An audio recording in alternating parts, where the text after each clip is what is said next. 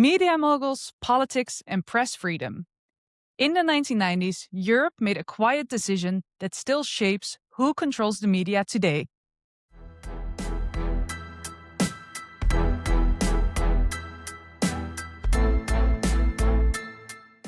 Follow the money. This is the podcast of the European investigative newsroom, Follow the Money. I'm your host, Emma de Chatinier, and as always, I'm joined by Follow the Money reporter and my co-host, Alexander Fanta in Vienna. Hi, Alex. Good morning, Emma. Today, Alex isn't just anchoring this podcast, he's also the author of the investigation that we'll talk about.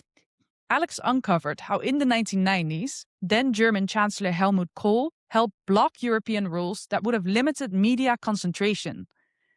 That block gave Europe's most powerful media moguls a free pass to expand their empire without checks or balances.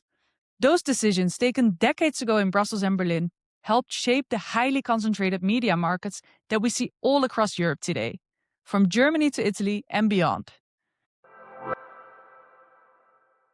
So, no guest today because you are the author of this story. And before we dive into the details of your story is about media pluralism. Something pretty huge happened recently in relation to that. We saw massive layoffs at the Washington Post. What happened there? So the Washington Post is owned by one of the world's richest men, Jeff Bezos, the owner of Amazon, who has bought the Washington Post more than 10 years ago. Essentially, a lot of people, even at the time, said, well, this is one of the world's richest men who's owning a powerful company, buying up that important media property to make sure it is aligned with his views. And lo and behold, in recent years, he has exerted more influence as a publisher. For instance, when, Trump came in the second time, around that time, Jeff Bezos told the staff that on the opinion pages, he wanted more or less only the defense of free speech and free markets. So very much aligned with his views. When Bezos bought the Washington Post, he invested heavily in the paper and said, well, my commitment is to keeping this paper great. But in recent years, he has been less willing to swallow, kind of losses, and the paper hasn't been doing so good in business-wise. So now the decision was apparently to lay off, I think, up to a third of the staff, which really diminishes the paper's impact. And this thing of buying up media out of business interests, is that something that we also see outside of the US? So that is something that I think we've seen playing out in many countries, in many media spheres, that very rich individual owners, oligarchs, if you will, are buying up media so that media reflects their personal opinions and also their business interests. And I think we are now in a place where in Europe, at least half the countries in Europe have a situation where the media landscape is heavily skewed. So what's happening at the Washington Post is really mirrored in the entire media industry. And that has, kind of the loss of jobs and professional journalists has really diminished the, democratic discourse, in the sense that there is, less people producing high quality, outstanding reporting. And that is something that, is I think, deeply worrying and has a big impact on media pluralism. Yeah, you have already mentioned some aspects of media pluralism, but why exactly is media pluralism so important?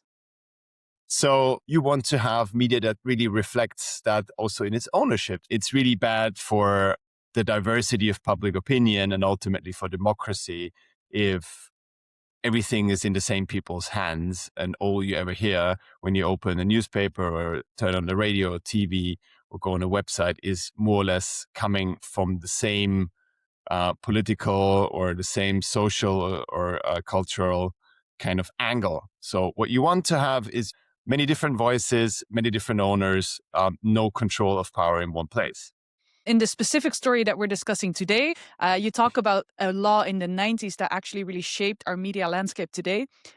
What made you look into a law that was made in the 90s? So the story starts basically when I had this conversation a couple of years back with somebody who worked in the European Commission. And I think we talked about kind of the shape of the media industry and how dire it was and how much democracy was skewed in many EU countries by the rise of the ownership of moguls, And then this person tells me, but, the Commission tried to do something about this. The European Commission tried to do something about this 20 years ago and just petered out and went nowhere. And I was like, wow, I've never heard about this. And I was really intrigued by that. Like it was one of the, I believe it was one of the crucial kind of events of media regulation in Europe in the 1990s it has been completely forgotten about, but it has had a massive impact on whatever happened after. Yeah. So what was this law and what issues was it trying to fix back then? So the core of the proposal was saying, well, we want to make it easier for media companies to do business in another country, but at the same time, we want to have limits to how much one media company can own in terms of market share in, like, let's say, print or radio or TV, so that it doesn't get too powerful. But then what happened? Well, what happened is, this became a really fiercely contested, fought over proposal. It was really a very fierce battle within the Commission.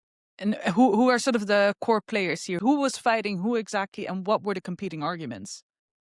So on one side of the camp were a lot of academics who were really critical, who said, well, we need to fix, kind of media ownership by capping it. And that camp was joined by a few people in the European Commission, Commissioner Monti, who was championing the proposal, and members of the European Parliament who really wanted to do something about this. At the same time, on the other side of the camp were, the media lobby, so industry groups, some of the largest media conglomerates in Europe. And as it emerged, the president of the Commission, who was then Jacques Santer himself, was taking a stance very critical of the proposal coming out of Monti's shop. So the fight over this media ownership directive became more heated and heated. And what happened next really, really kind of decided the whole thing. What happened next? Sometime in 1997, as I uncovered, something happened that really flipped the momentum against the proposal and more or less kneecapped it. So a fax arrived at the European Commission directly to Jacques Santer from his very good friend Helmut Kohl, then the German Chancellor. So I don't know, Emma, if you remember Helmut Kohl. I think you're not old enough to remember quite how prominent Helmut Kohl was. He was. I don't think I was even born yet. He was the leader of the largest country in the European Union by far, and also such a dominant figure in European politics. He was chancellor in Germany for 16 years. He oversaw the unification of Germany. He was such a powerful figure, and he was sending a letter to the Commission, to Jacques, and said, "Lieber Jacques," he was speaking German, and he was writing that he was seeing with great trepidation, with great apprehension, that the Commission was trying to regulate media ownership, something which he saw as meddling in something that was, kind of Germany's own business, how it regulated its own media. He was saying the Commission better not mess with our turf here. Was that his interest in it, or was there also some sort of hidden personal interest in doing it that way? If you want to speculate about agenda, so it's quite obvious that Kohl and his party, the conservative CDU, they always had a very close relationship to some of the larger media owners in Germany, like Axel Springer. That was always a strong alliance. So I think it goes without saying that some of the big conglomerates really disliked this regulation, had Chancellor Kohl's ear. So in writing that letter, Kohl essentially gave Santer a flashing warning sign: do not do anything about this. Do not engage. And I think, it's very hard to say because the picture from the archives is incomplete. The Commission only gave me part of the documents. And many of the people involved, are either dead or don't remember anything. But I think it goes without saying that powerful intervention played a crucial role in, kind of slowing down and eventually, kind of thwarting this regulations. But how did he have this sway over the Commission? Was he such a powerful figure? So, Kohl was this massively powerful politician in Europe. And I think any Commission president, even today, must realize that when the German Chancellor doesn't like a proposal, he has significant resources to marshal, voting power in the Council. that the chancellor's MEPs aligned with him, voting power in the Yeah. European Parliament, but also a lot of tacit, implicit power because, as Germany goes, so do other nations usually follow. So Yeah. that soft power was just something to reckon with, and eventually the whole idea, the whole directive, quietly, got first postponed, and eventually was shelved as Mm. these things happen. That politically things happened a while later that forced the entire Santer Commission to step down, and at that point it became clear that thing is never going to see the light of day again. But the fact that that regulation ultimately didn't happen, does that also mean that the idea of regulating media concentration died out? The whole idea, this big idea of regulating media ownership, it didn't die with a big flash. It died, by slowly petering out. And the whole idea that something should be done about media concentration didn't really, fit the times anymore. People thought, it was a very kind of pro-capitalist time. People weren't that worried about corporate power as we might be today in some corners.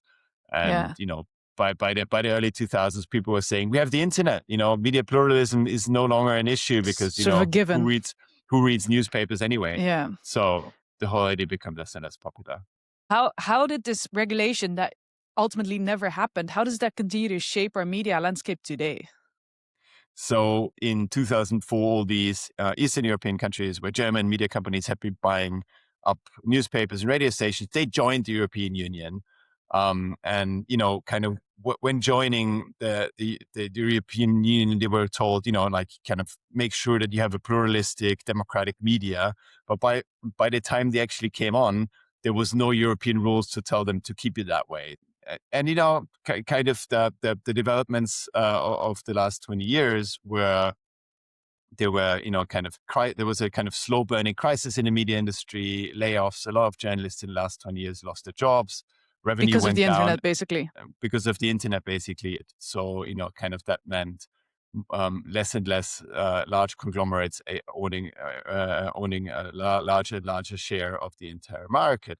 So we have seen massive consolidation. But then something more special happened in a few countries, especially in Central and Eastern Europe. So, when you look at Hungary, Orbán came in 2010 as prime minister. Viktor Orbán came in, and lo and behold, he would change media laws, and businessmen close to his party and to him personally started buying up media companies.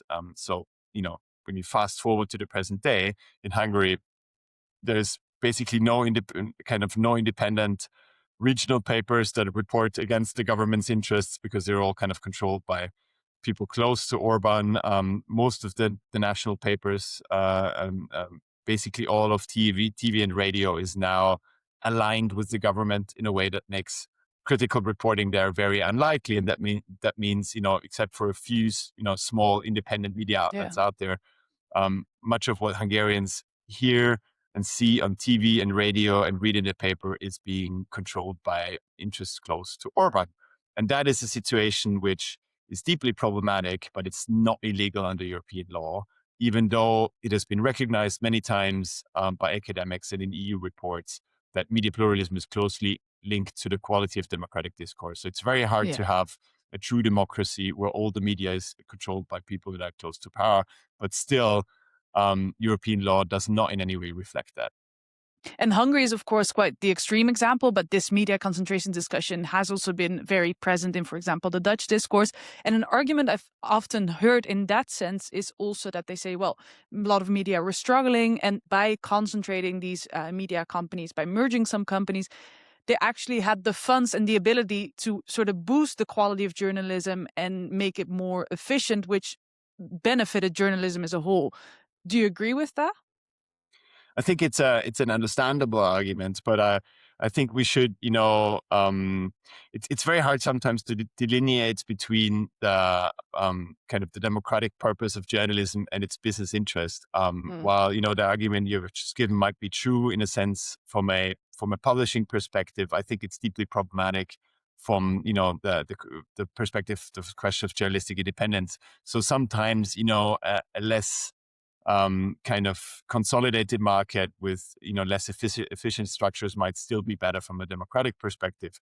So I don't entirely buy that argument, even though I can see that its merits. From this democratic viewpoint, would you say that the fact that this law in the 90s never materialized, was that really sort of this missed opportunity? Was that really a mistake?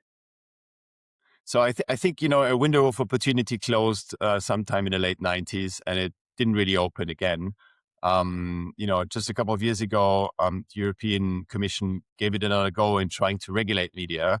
But the problem they were trying to address was in a way different. They wrote a new law called the European Media Freedom Act, which came into force a couple of years ago.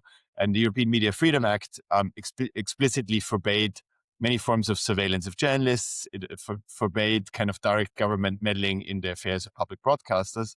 It also had a few things to say about media pluralism, but mainly saying this is something that we should monitor. We're going to fund independent research into producing annual reports about media pluralism, but it didn't really say anything about the level of concentration that is allowed. And that, for instance, means that, situation as it is in Hungary, but also in other countries in Europe, it isn't really addressed with the European Media Freedom Act. So we still don't have a law. So this Media Freedom Act, it's not something we can really compare to the regulation that we had the proposal for in the 90s. It's really two different things. No, exactly. So this media concentration directive that they were planning back in the 90s, it never came back in any form. It died when it died, I would say, with the letter of Kohl to Commission President Santa. It never came back.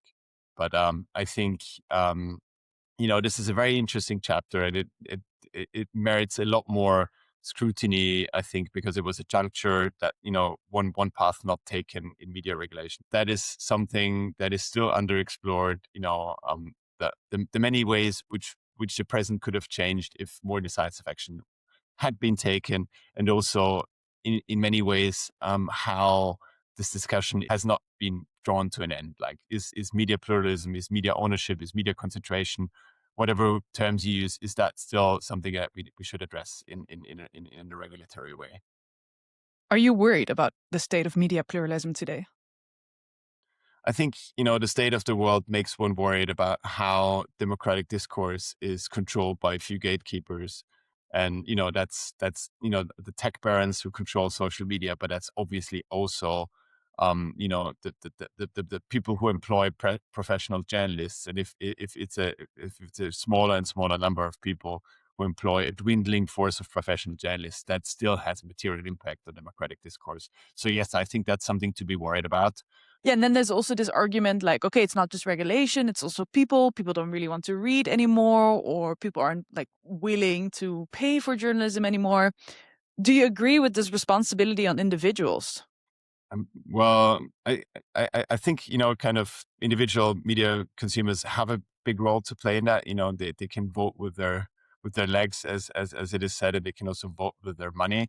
The Reuters Institute's digital news report has for many years now tracked kind of how many people in European countries are willing to pay for news, and that figure is slowly rising. But I think we need to get kind of make that more of a thing for people to say, well, it's only going to be a few euros a month, so why don't I actually pay for a publication that I like to make sure that they can do that professional work. So in a way, this episode is also a bit of an advertisement for our own work. It's like, not just ours. I think, if there's a news outlet you like, consider paying for it. It does a lot for media discourse. With that, we'll wrap up today's episode. Thank you, Alex, to join us also as a guest this time and not just as my co-host. We will be back next week for another episode. Thanks, Emma. You've listened to the podcast of Follow the Money. Our watchdog journalism is funded by our members. Subscribe and support European investigative journalism.